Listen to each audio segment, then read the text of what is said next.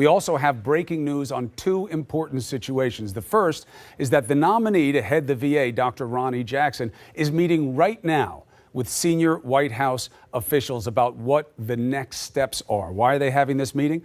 Well, there are new developments in his situation, allegations that have come up that we'll get into. There's also a significant move in an important case involving the president's personal lawyer. So stay for all that. But first, let's get the White House response to all that James Comey put on the president as a liar, a bad leader, as someone who is endangering the fundamental institutions of this country. With that response, Kellyanne Conway, counselor to the president, joining us now. Kellyanne, thank you. Appreciate you doing it, as always.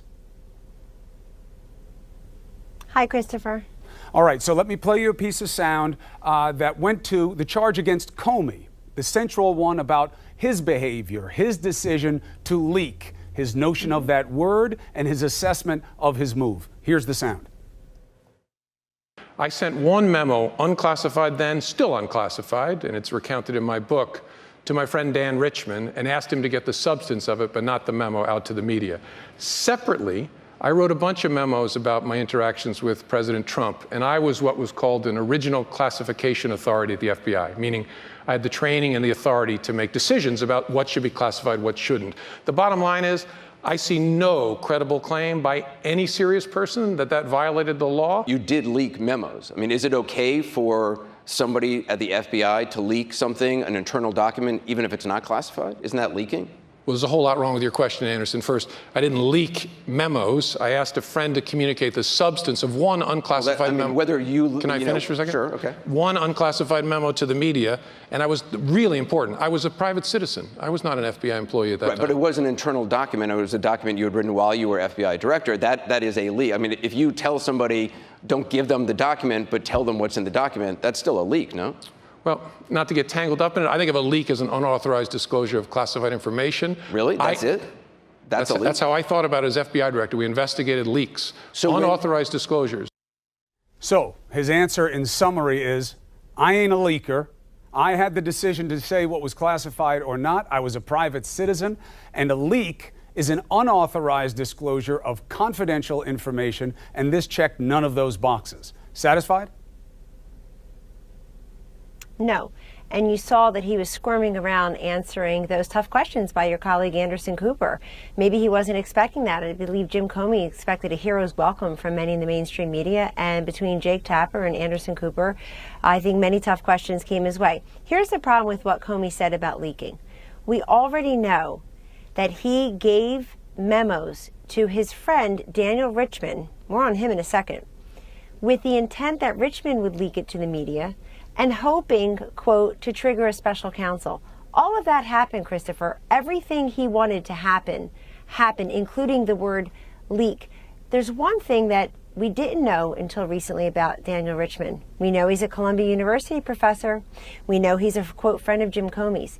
It's been recently revealed something that Jim Comey never bothered to tell anybody while he was under oath up in Congress, never bothered to tell the president, never bothered to write in his book, never bothered to tell anybody until it was revealed this week that Daniel Richman was also a special government employee at the FBI. This guy can come and go as he pleased at the FBI from the summer of 2015 until February of 2017. Relevance? Don't you think, as a reporter, Christopher, it's relevant, it's a very germane fact. And this guy tonight talking about concealment, he was concealing a very important fact. He called him a friend and a Columbia professor, as did everybody else in the media. You've got to start identifying this guy as to who he was. Special government employee at the FBI. 35,000 or so people work at the FBI. Jim Comey decided his friend should be there and decided that friend, who just happened to be the FBI during the Clinton investigation, after Trump won, during the Trump transition, and into the Trump administration until February 2017. That is a very important fact. Jim Comey can moralize all he wants. He's playing body language expert tonight. Who he gave it to leak to the media? Oh, come on, Chris. I'm not saying you're wrong. I'm asking you to explain it. Explain it. Well, excuse me. The only thing we ever heard about this guy previously is that he was his friend. Right. He never said his friend and then a Columbia professor. Never bothered to tell us once that that man worked at the FBI for over a year and a half, including during the time when Hillary Clinton was being investigated. Right. Why does that when change it? Donald Trump was not being investigated. Oh, come on. Are you telling me that you run on thin allegations all day long? This may happen, that may not have happened, collusion, allegation, and this isn't a material fact. It goes to his credibility, and it goes to how much he conceals.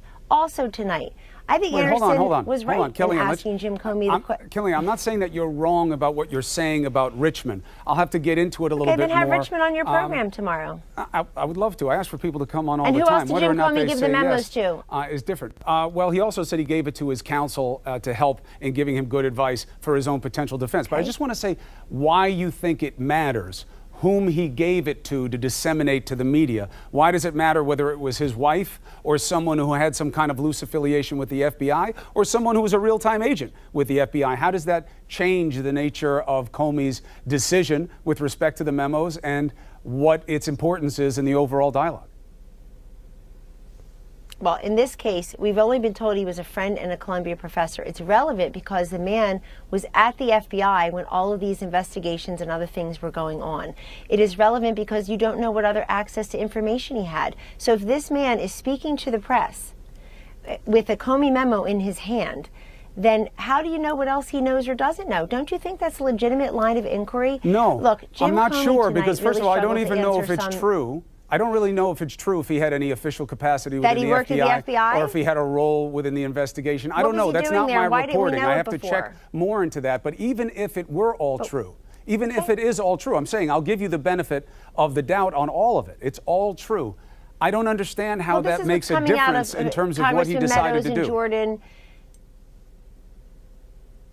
Christopher, you don't think it's relevant to your viewing audience that the same person who took the memo from Jim Comey also worked at the FBI previously or during all that time? Of course it's, and here's what else is relevant. Jim Comey said tonight, he's, this impassioned, patriotic, I want youth to stay involved. We all do. I want you to go and vote. He didn't bother to vote. He thought Hillary Clinton, who he wanted to win, didn't need his vote. But you know why He people in the claimed, Bureau it's don't because vote. the FBI It helps must- give them the appearance of it being impartial. I mean, Oh, that's yeah, not he was uncommon really with people in law independent, enforcement, right. let alone at the DOJ and the FBI. You know that. That's not true. That's not fair. It's and by the way, 100%. we should not. It's 100% privacy. true. He has a right to vote. I'm sorry, he has the right to vote. He Excuse me, absolutely has the to right, vote like and you he has I the do. right not and he to can vote. express that. What he doesn't have the right to do, I would argue, is go tell the world that Hillary Clinton is not under investigation and never bothered to tell who wasn't the president. She was just a candidate, twice failed, and not tell the world that President Trump is not under investigation. Why wouldn't he go and tell the country what he had told the president at least 3 times privately, that he's not under investigation? Because Why that's can't not you the just tell protocol of the country, FBI. he's They the don't do president? that. Oh, okay. So speaking of protocol of the FBI, you read Rod Rosenstein's memo from May 9th. Rosenstein, he very yeah. clearly says that Jim Comey broke with protocol Yeah, he at did. the FBI. But now you're asking him to break with protocol again. Nobody even mentions his memo Isn't that making anymore. it even worse? No. Christopher, let me ask you something as an American for a moment. Don't you Please, think I it's always relevant answer as an American, for you by the way, or but me go and ahead. the rest of the country to know that the sitting president of the United States is not under investigation? Why shouldn't we know that? Because Why they shouldn't don't do foreign that. leaders know that? Because while they're President not Trump is supposed to there? do Why shouldn't this. our soldiers, And when he our did it about military, Hillary our Clinton, brave it was men and argued. women know that? All right, hold on. I'll let you finish. Here's the answer to your question that you asked me. One, he has the right to vote. He also has the right not to vote. And it is absolutely true that many people who work in law enforcement, the FBI, DOJ, even on the prosecution side, don't vote because it helps motivate their sense of impartiality. It's a personal choice. It's not a mandate, obviously. However, I'll tell you what else wait, they don't do. Hold on. I'm not they done with don't my write answer. books the second after they're fired. That's a fair criticism. No. I tell you it's what a else fair they don't criticism. do. It's a fair they criticism. don't write books the second after they're fired, especially, fair and Anderson pushed criticism. on this, especially when they're witnesses. He's definitely a witness in the Mueller Absolutely. investigation, and he's certainly going to be a witness in the McCabe criminal Certainly referral. could be. His number 2 got criminal referral last week. We don't and know if they'll prosecute, I also but would he have asked certainly Jim could Comey be. a very simple question. I also would have asked Jim Comey a very simple question. With whom do you side? Do you believe the IG, the Office of the Inspector General, or do you believe Andrew McCabe? It's not his call. Because they are in conflict here. And it was and it was, oh, come on. It's not his call. He had an opinion on everything tonight. You're making him relevant by allowing him That's to not true. moralize. Well, first of all, he's a body language expert. He's a marriage counselor. He's inherently relevant for reasons that you just mentioned and others. No, he's relevant because Donald Trump fired him. Apart from him being fired, tell me what his distinctiveness is. He spent as opposed to quality anybody else time investigating central allegations and concerns to our democracy. But hold on, there's something else here that I don't understand why you guys do it. Him coming out, Jim Comey, and talking about the Hillary Clinton investigation was, without question, damaging to the election and the prospects for Hillary Clinton. He made a call. You can argue whether it was a good call or a bad call. He thought it would have been catastrophic to the FBI to say nothing, so he said something. The FBI doesn't do that ordinarily. He broke with protocol. It created problems. He then broke with protocol a second time after saying to Congress, I'll come to you with any significant developments. He didn't even know if he had a significant development, and he broke with protocol again, and it without question negatively impacted Hillary Clinton. So you guys say he did the wrong thing with Clinton, don't and do the that. Democrats said the same thing. thing. No, don't say without question. It, without question, was damaging to Hillary Clinton to have that suggestion come out a second time. I'm not asking you a question. I'm telling you how it is. That was undoubtedly the situation. No, you're telling me how you feel. You're telling me how you feel. That was undoubtedly how it was. You Let can't this be an opinion show. You can't say. That is neither an apple nor a banana. That is your opinion. Please. And look, I just everything with you guys is fruit salad. Respectfully. Everything with you guys is fruit salad, Kellyanne. Apples, bananas. You guys, you're bringing a kumquat to me half the time. Also. Listen. I represent the president, and let me tell you something. I know you do, and that's why I respect you being here. But just filibustering is not making this any better. Here's my point, and then you can knock it aside. You just spoke for a minute. Hardly. You just spoke for a minute, so don't say the word filibuster. The filibustering doesn't help. Here's my question. Listen, if you think he broke with protocol, Kellyanne, I know he broke with protocol. Why are you giving him so much credibility? I know he broke with protocol because he's still relevant. But don't say it unquestionably hurt her, and here's why. Show me the statewide polls. I don't care about the polls. Where Hillary Clinton was at 50%. No. This is important. Excuse me. She was already not at 50% in all those states. I was on your network every single day saying that, including zero chance. I don't care whether she was at 50 or not. She still wound up winning the popular vote. She was never at 50%. It's irrelevant. She wasn't ahead. She was ahead of national polls, which were irrelevant because the Electoral College is how you get elected. No. You're saying that unquestionably he hurt her. Absolutely. And I'm saying unquestionably, why is he out there except to insult the President of the United States with whom he had very, very little contact? How is that? Don't you think he damaged the reputation of the FBI? Because people at the FBI do. I think it absolutely matters. I think he made controversial decisions that have arguably hurt the FBI and its reputation. Should he have written a book this quick? Fair criticism Should he have and written a book this quickly?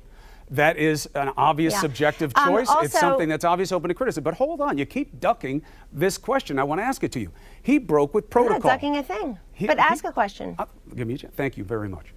He broke with protocol. Okay? He made a decision to not break with protocol with response to the Trump probe, and he argues very compellingly as to why they thought they shouldn't at that time. Now you guys are saying, hey, he broke with protocol. It was a mistake what he did, and the Democrats agreed, and they wanted him gone too. How do you know but he now wasn't you're just saying, being political? but he should have done it. That? But you should have done it more, Jim Comey. You should have said he's not under investigation. You should have come out and broken protocol even more when it suits the political purposes of Donald Trump and the administration. Protocol. So you've got to be consistent. Breaking protocol is question lingering in there somewhere. Christopher, listen to me. He's the President of the United States. If he's not under investigation and he's being told that, why is the FBI director telling the president, you're not under investigation? Because he's being asked whether he is. And not telling the country. Because it's not his job. Why not tell the country? Why not? It's not allow his the president job. We don't want him doing that. Under the cloud without.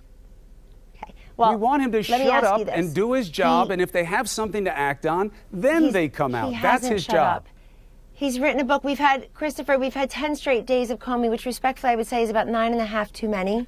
Of course you think that. I get why you think that. This is somebody who you know is leaking, you know has had a very casual relationship with the truth at times, you know has been asking people to leak, wanted to trigger a special counsel, was absolutely fine with everything Donald Trump as president it seems, loved to be in the Oval, loved to be in power, loved to have dinner with him until he got fired. Well, no, And now he has a that's totally not true different by his own opinion. reckoning. Let me ask you one other thing while I have you. Dr. Ronnie Jackson is supposedly meeting right now with senior officials. Mark Short said he was going back to meet to figure out the next steps.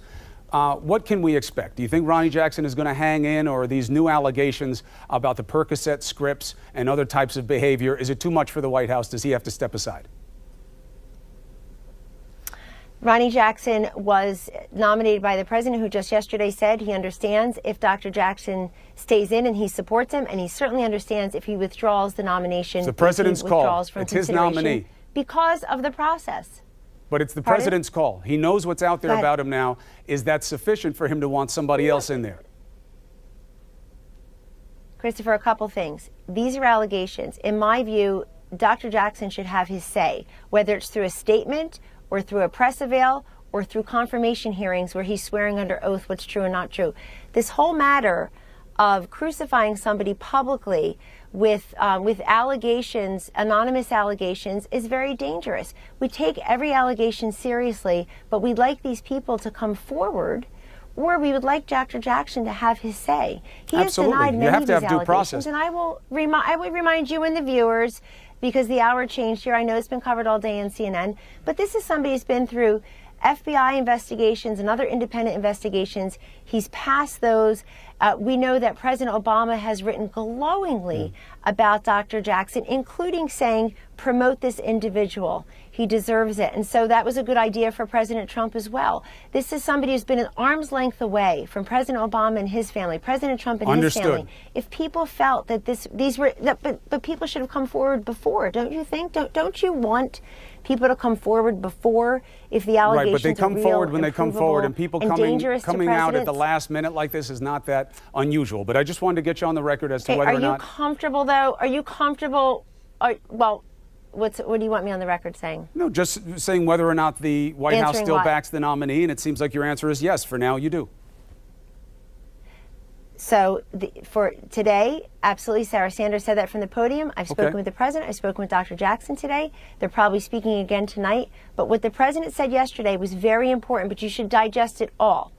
What the president said was, I stand behind him if he wants to stay.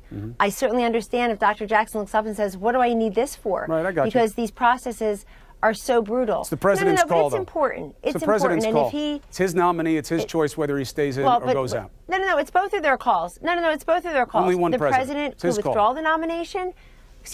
Excuse me, the nominee can also withdraw himself from Yeah, consideration. of course he Many can. But I'm people have saying you done don't that let over Ronnie the Jackson years. decide by himself whether these allegations merit that he stays in or not. That's the president's call. That's all I'm saying. But I got to go. It's not Kellyanne, just the allegations that are a consideration. go ahead. Yes. Finish your point, please.